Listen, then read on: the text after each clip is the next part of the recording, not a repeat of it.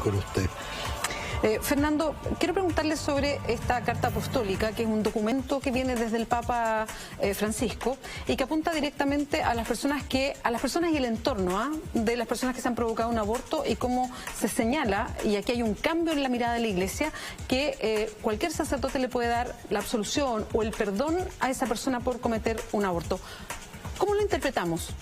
A ver, primero que nada, se trata de un documento que no solo toca este punto. Sí, claro, es más extenso. Es obviamente el final de un año dedicado a la misericordia, donde el Papa nos había dado varios documentos y se había dirigido numerosas veces a los sacerdotes, diciéndole que por favor tuviesen cuidado, sobre todo al confesar, que fueran el rostro de la misericordia de Dios, que no fueran persecutores, que no fueran duros. Y al comenzar este año jubilar de la misericordia, él otorgó a todos los sacerdotes el permiso, la licencia para dar la absolución, el perdón en los casos de aborto. Porque antes no era así. ¿Qué significa eso? Ya. Entre los pecados que cometemos los seres humanos, hay algunos que por su gravedad o seriedad la Iglesia le pide que ojalá solo lo hagan, confiesen sacerdotes que tienen un especial encargo o preparación para tratar bien el caso. Y esos pecados suelen ser reservados, se llama al obispo que autoriza a uno u otro sacerdote. Ya. Y hay algunos pecados, por ejemplo, si yo como sacerdote faltar al secreto de la confesión, hay algunos pecados que ni siquiera el obispo le puede dar permiso a un sacerdote, salvo en caso de muerte. Peligro de muerte lo puede hacer, pero si no, eso está reservado al Papa. El caso del aborto, por ejemplo, no los asesinatos comunes, pero el caso del aborto, la Iglesia, para dar seriedad, etcétera, pedía que esto estuviera reservado a los obispos, el dar la autorización puntual, pero el Papa autorizó que durante el año de la misericordia nosotros pudiéramos perdonar. Y ahora, al terminar el año, dice, ¿cómo seguimos mostrando la misericordia? Entre otras muchas cosas, dice, todos los sacerdotes de ahora en adelante pueden perdonar a mujeres o a los médicos o a sus ayudantes que hayan cometido un acto de aborto, y nos da las normas cómo proceder con misericordia, con bondad, etcétera, etcétera. Ahora, Fernando, evidentemente usted dice algo que es correcto. Esta carta apostólica es un documento mayor.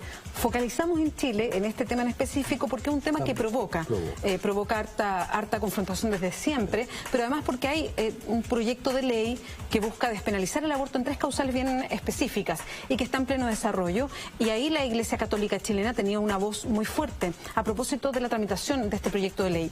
Con esto que señala el Papa en esta carta apostólica, ¿cambia la visión de la Iglesia respecto al aborto en sí? No, creo que no, porque el mismo Papa es sumamente claro y dice que el aborto es una falta, es un pecado de extremada gravedad. Lo que pasa que vuelve a insistir que por grave, por terrible que sea un pecado, Dios siempre está dispuesto a perdonar a quien se arrepienta. Y esto a mí me parece que es muy importante tenerlo en cuenta, porque a mí personalmente como sacerdote me ha tocado varias veces tocar el caso de mujer. Yo, si soy fiel a Jesucristo, tengo que procurar a esa persona acogerla y darle el perdón. Yo no podría decir que vaya a la cárcel, o sea, porque Jesucristo, su manera de enseñar la moral no fue imponer una ley, sino proponer un ideal. Te recuerda el caso de una mujer adúltera. Según la ley judía, esa mujer había que apedrearla, como acontece en varias culturas todavía. Van los fariseos y se la presentan a Jesús, esperando que Jesús, entre comillas, cumpliera la ley y tomara una piedra y él mismo tirara la primera piedra. Y Jesús se quedó en silencio. Y al quedarse en silencio, escribe en la tierra, y no sabemos lo que escribió, pero los viejos que estaban acusando empezaron a retirarse uno tras otro, y al final hubo un silencio, y a él alude el Papa y se encuentra la miseria y la misericordia.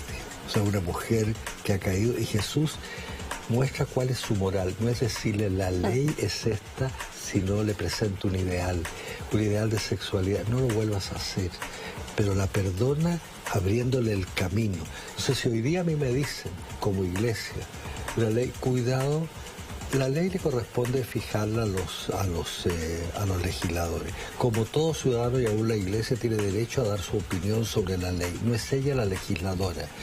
Pero si a ella le toca actuar, va a tener que usar siempre la misericordia.